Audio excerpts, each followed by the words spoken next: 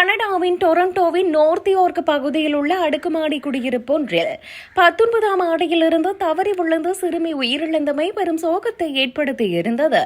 இதனைத் தொடர்ந்து அக்கட்டிடத்தின் உரிமையாளருக்கு எதிராக $18 மில்லியன் நஷ்ட ஈடு கோரி வழக்கு தொடரப்பட்டுள்ளது.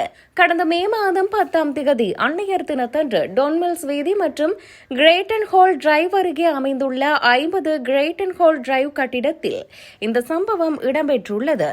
அன்று பெற்றோருடன் விளையாடிக் கொண்டிருந்த சிறுமி படுக்கை அறையில் இருந்த கண்ணாடி ஜன்னலை லேசாக தொட்டபோது எதிர்பாராத விதமாக அந்த கண்ணாடி திடீரென உடைந்து நொறுங்கியுள்ளது. இதனால் நிலை குலைந்த சிறுமி 19ஆம் மாடியிலிருந்து கீழே விழுந்துள்ளார். அருகிலேயே இருந்த பெற்றோரால் குழந்தையை காப்பாற்ற இயலவில்லை. தனது 2வது பிறந்த நாளுக்கு 11 நாட்களே இருந்த நிலையில் அச்சிறுமி சம்பவ இடத்திலேயே உயிரிழந்தார். இந்த சம்பவம் தொடர்பில் ஒன்றாரியோ மேன்முறையீட்டு நீதிமன்றத்தில் வழக்கு தாக்கல் செய்யப்பட்டது. பாதுகாப்பற்ற ஜன்னல் கண்ணாடிகளை பொருத்தியமை, போதுமான பாதுகாப்பு பூட்டுகளை அமைக்க தவறியமை மற்றும் ஏற்கனவே இதுபோன்ற ஆபத்தான சம்பவங்கள் நிகழ்ந்திருந்தும் உரிய முன்னெச்சரிக்கை நடவடிக்கைகளை எடுக்காதமை ஆகிய குற்றச்சாட்டுகள் கட்டிட நிர்வாகத்தின் மீது சுமத்தப்பட்டுள்ளன. பாதிக்கப்பட்ட பெற்றோரும் அவர்களின் குடும்பத்தினரும் தங்களுக்கு ஏற்பட்ட கடுமையான மன உளைச்சலுக்கும் இழப்பிற்கும் நஷ்ட ஈடாக $18 மில்லியன் கோரியுள்ளனர்.